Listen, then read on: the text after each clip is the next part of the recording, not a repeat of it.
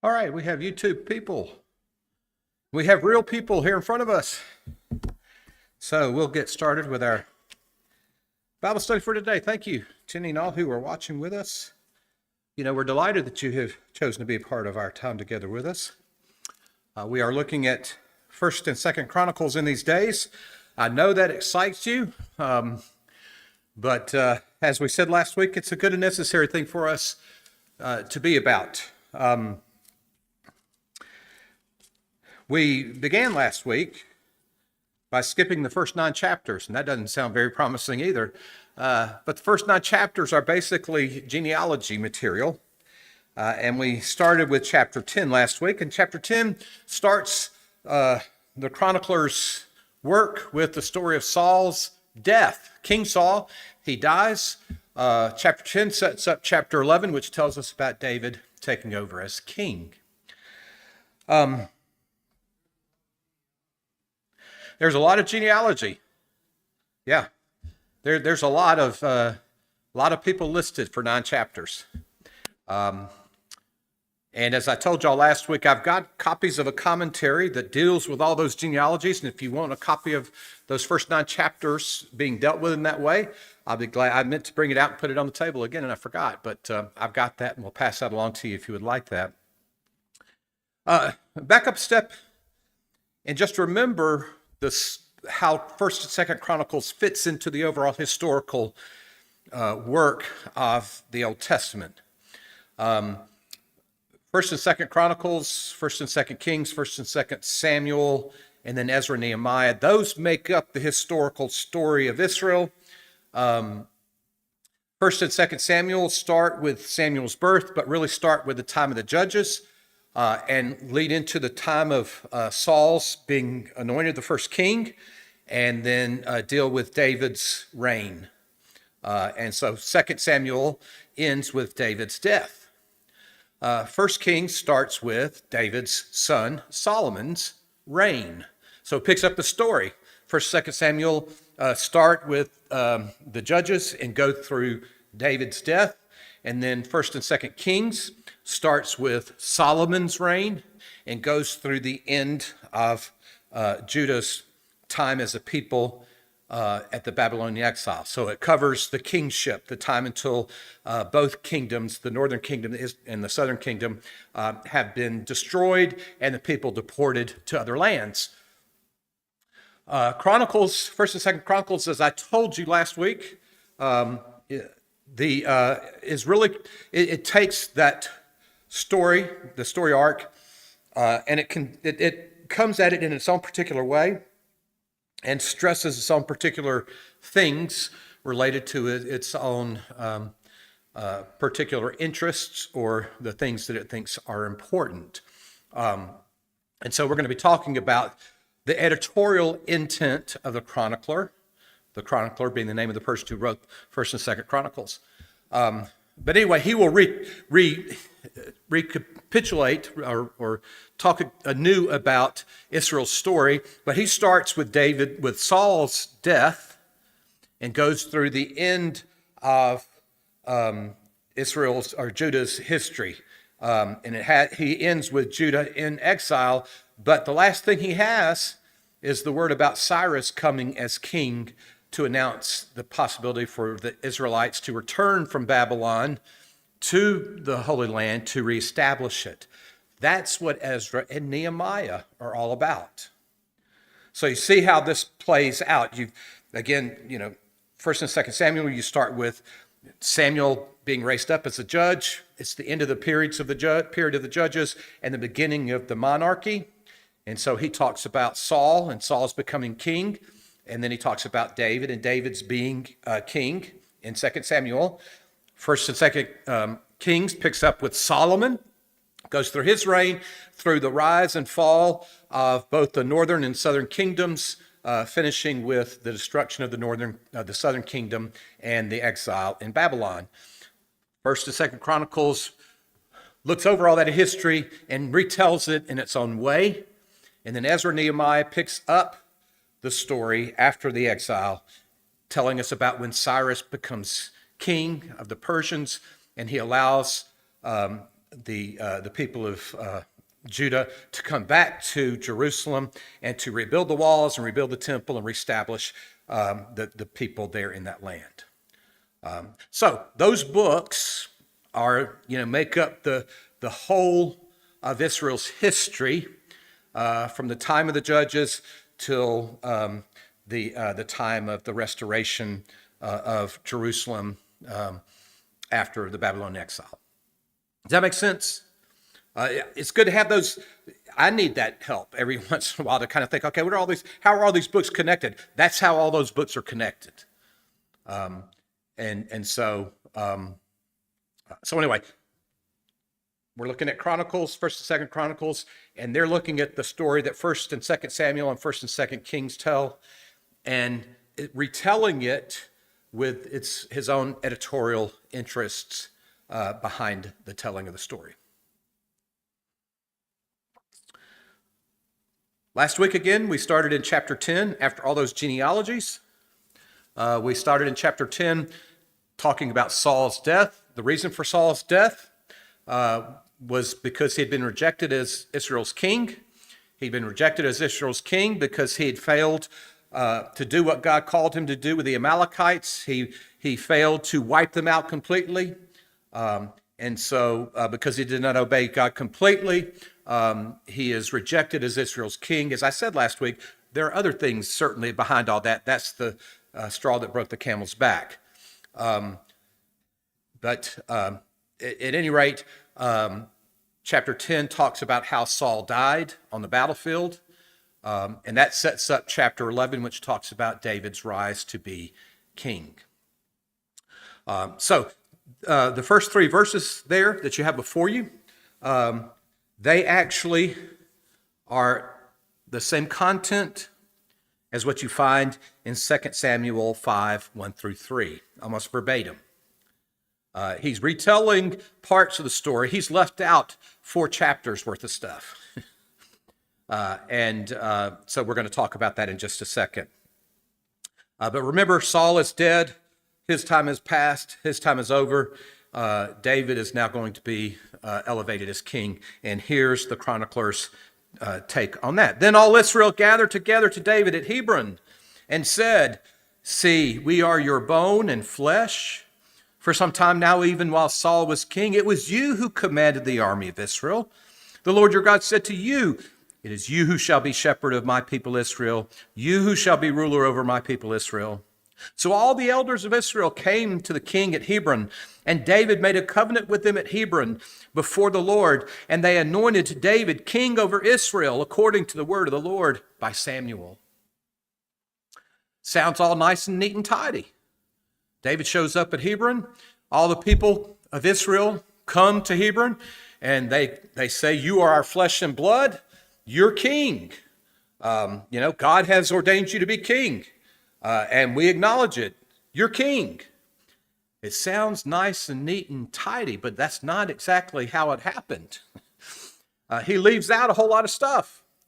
Go back to 2 Samuel, chapters 1 through 4, and you will hear about Saul's death, and you'll hear about a whole lot of intrigue and a political upheaval. Right after Saul has died, David goes to Hebron, and the people of Hebron make him king of Judah. Hebron's in Judah, and they declare him to be king of Judah. What about the other 11 tribes? Well, one of Saul's sons, Ishbosheth. Say that very carefully. Ishbosheth. He is one of Saul's relatives, a cousin, I think it is, of Saul's, Abner, has him, raises him up, and has him anointed king by those 11 tribes. So you had 2 kings right after Saul's death. This makes sense, right? I mean, who's going to take the throne? And we all say, well, 1 Samuel 16 tells us that God anointed David to be king. Well, yes, he did. But who all knew about that? And who all was going to concede that? And who should be king after Saul but his son? You know how this stuff works. Happens all the time, and that happens here. And so those 4 chapters talk about all that political upheaval, all that that strife. Essentially, the 2 sides kind of do battle against each other on the field, and the side of David wins out. But there's also political infighting within, and along the way, Abner and Ishbosheth are both killed. And so there's nobody to take the throne but David. Now, again, as I said, these 3 verses that we have before us are found in 2 Samuel 5, 1 through 3. They're the culmination of everything that's happened. They don't come before it or in place of it. They are the culmination. So there's a whole lot of stuff that went on before these things that are reported in these 3 verses. And they're reported in 2 Samuel chapter 5 as well. That makes sense? And you can go back and read the story, and it's got a lot of those Old Testament names that are hard to pronounce and easily forgettable. And there's a lot of bloodshed and all that kind of stuff. It's great reading. So you can read back over and see the political infighting. And again, you think of any nation where there's an uprising, where a king dies and there's an uprising, there's infighting between who's going to take the throne next, and bad things happen until somebody finally wins out. Well, that's essentially what happened here. The larger truth to take from this is that Israel was only truly united as a nation for a short period of time. During the period of the Judges, you go back and read the book of Judges, and the tribes are fighting against each other a lot of times. They're sometimes coming together in coalitions, but there's a lot of infighting. There's no one king over everybody. The tribes had individual judges, leaders who raised up and who fought off enemies, but also fought off some of the brothers in the family of Israel. So they weren't united during the time of the Judges, and of course, they clamor for a king, and Saul is raised up. And so they're somewhat tenuously together during Saul's time. But when Saul dies, look what happens. That shows you the divisions that are really playing out under the surface. So even though Saul was king, it was not a completely happy, perfect picture. Kind of like the 50 states of the United States, right? I mean, there's all sorts of infighting, and So David comes to the fore, and David is anointed king here. And there is unity of sorts, but it's a fragile unity, because what happens when Solomon takes the reins? It breaks apart all over again. The 11 tribes, or the 10 or 11 tribes, and Judah end up going separate ways. And so the northern kingdom will be basically the 11 tribes of the northern kingdom, the 11 other tribes primarily. There's some fluctuation and all that, and then Judah. And so Israel is never really completely united as people. And if you go back to the story of Joseph, and you go back to the brothers, they were not a happy lot. There was a lot of infighting. Go back to Jacob and Esau. Fractiousness is part of Israel's story, and it plays out all along the way of the story too. So that's always an underlying theme. Whenever you look at the whole of the story, and whenever you hear great declarations of unity, it's kind of suspicious. So anyway, at some point it does come to this, that the people of Israel do come together, and those who had not submitted to David as king at first now do, and they crown him king at Hebron. And the interesting thing here is that they appeal to their common heritage. Verse 1, then all Israel gathered together to David at Hebron and said, "See, we are your bone and flesh. We are all brothers and sisters." We all come from Abraham. We all have, Abraham, Isaac, Jacob as our fathers. We're all of one heritage. So let's be together now. And so they appealed to that common heritage, but they also appealed to the fact that David had already been a leader in Israel along the way. During the time of Saul, when Saul was king, David was a servant of Saul, and David was a mighty warrior. He took out Goliath, and that was all great and fine and good, but David did a whole lot more beyond that. David was his number one, officer, executed victories of all sorts. And boy, the people knew that was true. You remember the saying, Saul has killed his hundreds and David has killed his thousands. And of course, you know that Saul went mad. The envy and the suspicion, the anxiety over David's, excelling him. And this is after Saul has already been rejected. God has told Saul that he's been rejected as being king. So Saul is, a lame duck king, essentially, for years. But he's a lame duck king. He doesn't have a future as the king of Israel long term. Whether or not he knows exactly that David is the one who's going to succeed him, he doesn't know. But David sure is rising up. And the kings were always anxious about those who had great military success and who were conniving and moving their way up the ranks to take their place. So Saul was crazy mad against David, and he had good reason to be, to some extent. And that plays out over the course of that story. But anyway, when David is enthroned in Hebron, the people all say, we're brothers, we're all brothers together. And also, you've already been a great warrior among us, and you have been leading us all along the way anyway. And then, too, God has declared that you will be the shepherd of Israel. So the story that the chronicler tells is a nice, wonderful snapshot of unity, great unity among the people. And there's no reason to doubt that wasn't the case, that they didn't come together around those themes and had a moment of great hope. I mean, that's what happens right after the election. What does the president-elect always try to do? Let's come together. We've been fussing. We've been fighting the good fight and trying to get the election carried out.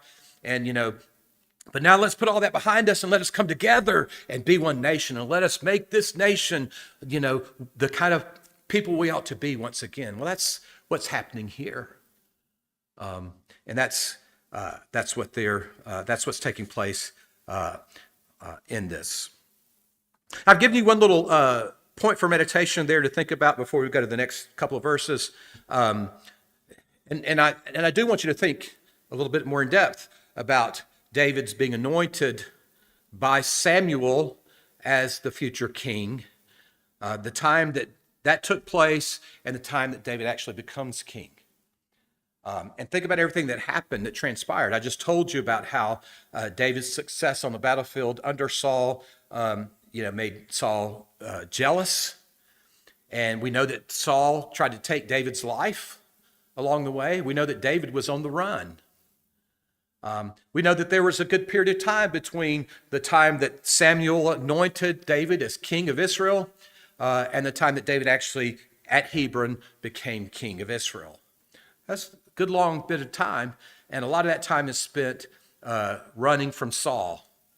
And so David had to not only wait for God to fulfill his promise, but he also had to endure a lot of trial and tribulation while he waited. That just reminds us of a truth we all know, but it's good to remember. When God declares he's going to do something, we love that, and we love to know that he's going to do it, and we love to have the promise, but it's usually a good long while, and it usually involves a good bit of consternation before that plan is brought to fulfillment. The promise of the Messiah during the days of the Babylonian exile, 300, 400, 500 years before Jesus shows up. When God tells us he's going to do something, when God declares he's going to act, there's usually a long period of time, and there's usually a lot to go through to get to that point. So the call for us is patience and more patience. David really is the exemplar of that. As you know, a couple of times David had the chance to kill Saul himself, but he relented because Saul was God's king, and God would take him out of the way when God decided to take him out of his way, and David wouldn't try to take a shortcut and become king on his timetable. Food for thought as we deal with things we believe God has told us he's going to do, and we have to wait until God brings those things about. The next 5 verses 4 through 9, talk about the establishment of Jerusalem as the city of David, as the capital for the new kingdom. So we have the United Kingdom. It's a beautiful picture of unity, and then we have the capital Jerusalem set in place, so that the kingdom is established here in this place in Jerusalem.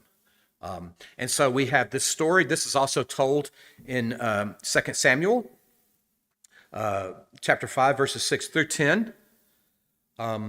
We read these verses here from 1 Chronicles. David and all Israel marched to Jerusalem. This is after he's been crowned, set on the throne at Hebron.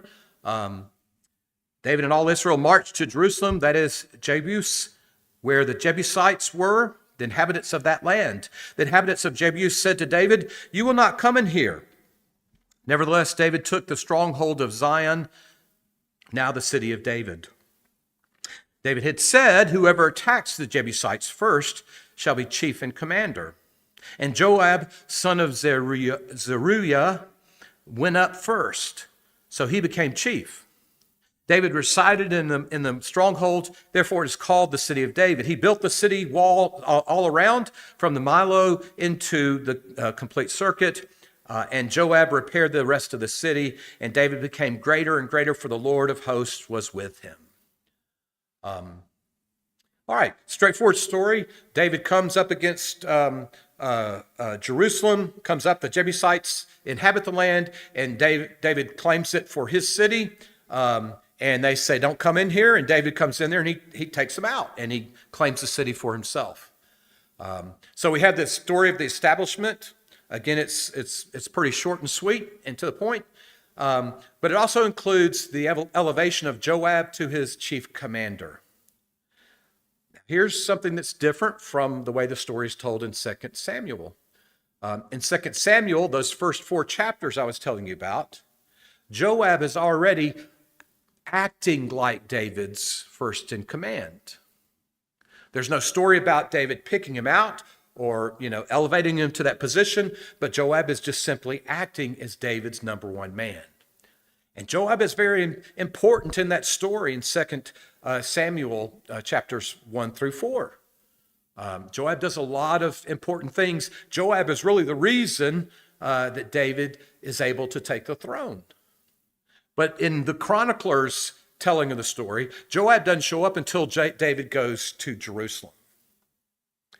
And he gets to become the commander-in-chief because David throws down a challenge. Whoever goes in first will be my commander-in-chief. That's a great inspirational way to get your soldiers going, right? We'll have a contest. Whichever one of you, leads in and does great, you're going to be my commander-in-chief.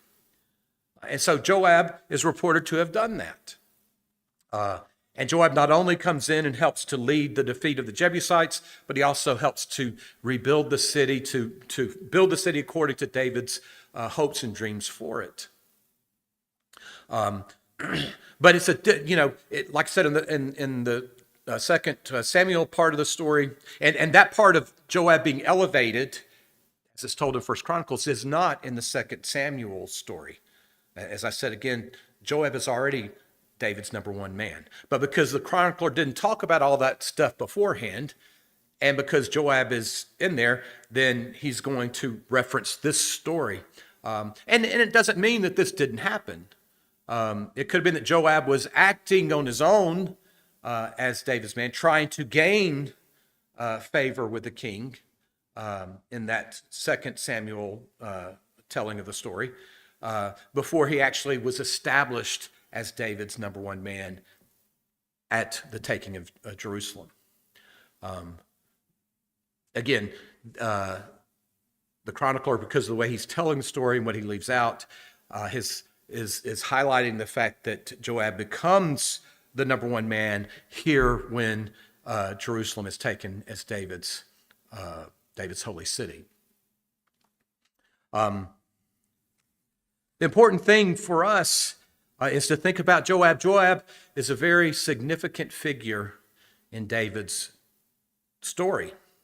Behind any great leader, there are a bunch of leaders who do the kind of dirty work or who do the behind the scenes kind of work. They help the king carry out his plans, and that's who Joab was. Now, in the telling of the story in 1st and 2nd Chronicles, Joab is a very positive figure who is always doing what David wants done. In the 2nd Samuel story telling, Joab is a very strong-willed character who sometimes goes beyond what the king tells him to do. He's obviously a very ambitious person, and he hears the king's commands, and he sometimes ignores the king's commands. Probably the key example of that is the incident with Absalom. You know the story of Absalom. He's David's son, and Absalom gets turned against his father because of some familial issues that don't get taken care of the way they should get taken care of. And so Absalom tries to take the kingdom away from his father David. He leads an insurrection against David, and he almost succeeds. David has to go on the run. He has to leave Jerusalem. He has to go on the run. He ends up being able to fight. His men, defeat Absalom's men. And Absalom, you remember that famous scene? He's riding on his donkey or horse or whatever, and he gets caught in the branches of a tree. And he's left hanging there when the animal rides on. Joab and his men find him there. Nobody was supposed to hurt Absalom per David's command. Joab kills Absalom. And then when David, the next chapter, that's chapter 19, chapter 20, David is lamenting Absalom. Oh, Absalom, oh, that it would have been me that died instead of you. And he spends days mourning over Absalom. And Joab comes to him and says, snap out of it. The people have just saved your hide, and you're sitting here worrying about the very man who was going to do you in. You need to put on a happy face and celebrate with these people for what they've done. You need to praise them. He reads them the right act. And David does.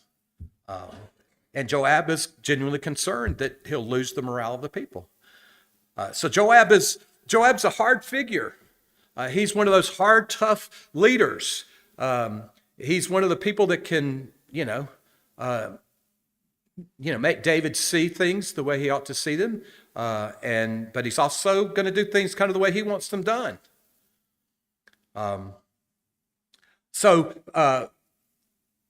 Joab is introduced here, and it's important to keep him in mind when you think about David. And it's important to think not just about Joab, but about all the warriors, all the famous men who served David. We always talk about David and what David did. But there were a whole host of people underneath him who did the real work, the hard work, who were on the front lines of battle, literally day in and day out. And unless a king has such people, then he will not long live. So guess what? From verse 10 through the end of the chapter, it's another genealogy kind of list. It's a list, though, of David's mighty men. And no, we're not going to go through them verse by verse either. But we need to pay attention to them. Actually, in 2 Samuel, near the end of 2 Samuel, when David is coming up to his time of death, 2 Samuel has the list of these men. there. The chronicler puts them here at the start. And I think in the right way. In 2 Samuel, they're kind of an afterthought. Here, they're at the very forefront. David could not have succeeded had he not had these men of valor, of skill, and of strength. And so that causes us, I think, to think about the mighty warrior people as a class of people. There are some people, who are just born to be soldiers. Some families have generations. The grandfather fought in this war, and the father, and then the son, and then the son of the son, and generations. They're kind of that's their thing. They are warriors. There's some guys, who just are always on the battlefield, even in their minds. We had a gentleman in Haymarket. Well, we had two Secret Service agents who were members of the church in Haymarket. Of course, they didn't tell us a whole lot of stuff about what they actually did. One of them was actually at the White House during President Obama's term in office. But Nathan was a warrior to the very sole of his feet. I mean, he's a well put together guy, always working out, and he just had that gung ho kind of mentality to him. And I remember him talking one time, when he was, his wife was talking about him. He was standing there, and when they would go to the mall, go shopping. He had two daughters, so of course he stood around while his wife and the two daughters went shopping. But he would just sit there and he'd just kind of look around, and he'd be thinking in his head, okay, this guy is a child molester, or this person's going to do this, or this person you really ought to watch out for. I mean, and he loved that stuff. He was always in combat mode. Now, that's not my personality at all. But thank God that we have people like that.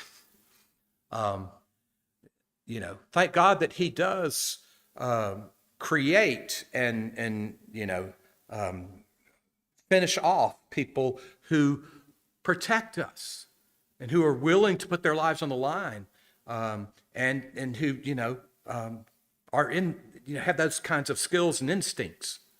Made me think of Psalm 144, and I've actually got that there on the page for you in the blue. I've just given you the lines that really apply. The first time that I really thought about this psalm was watching Saving Private Ryan. Y'all remember that movie? There's one segment that it's tall, skinny guy. He's the rifle guy, and he's an expert marksman. And as he's getting ready to take somebody out, he's quoting this psalm, these first verses from this psalm, as he's training his eye and getting ready to take a shot at this guy. So just read over it with me for a second. And it talks both about the warrior instinct in these people, but also the fact that, the king has people under him who, he's always got to be looking over his shoulder, because you never know who's going to try to rise up and take the kingship away from you. So anyway, blessed be the Lord my rock, who trains my hands for war and my fingers for battle. We hate to hear those words, right? But no, we know the necessity of them. Blessed be the Lord my rock, who trains my hands for war and my fingers for battle, my rock and my fortress, my stronghold and my deliverer, my shield in whom I take refuge, who subdues the peoples under me.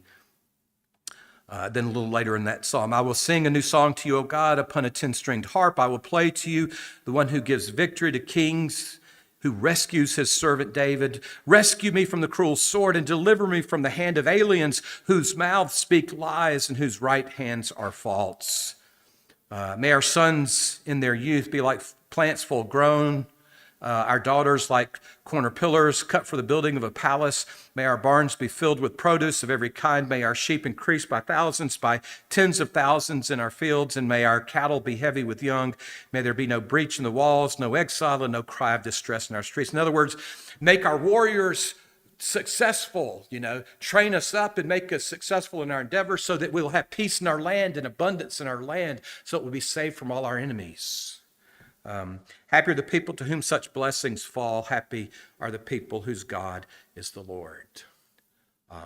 So anyway, for reading all this made me just think again and be thankful again for those warriors in our midst who help to protect us and watch over us, and to do a lot of the dirty work that sometimes has to be done that we don't want to do.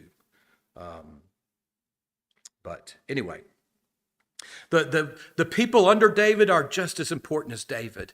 And that last list of mighty warriors makes that point this early.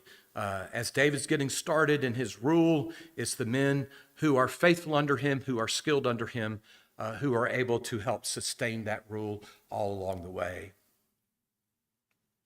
By the way, a lot of the Psalms, especially the Psalms of David, are Psalms where he cries out to God because he's in the midst of battle, because, the kingdom's under threat, or because he's having to deal with, people inside, traitors inside, who are, threatening his rule and his reign. Absalom would have been one of those people.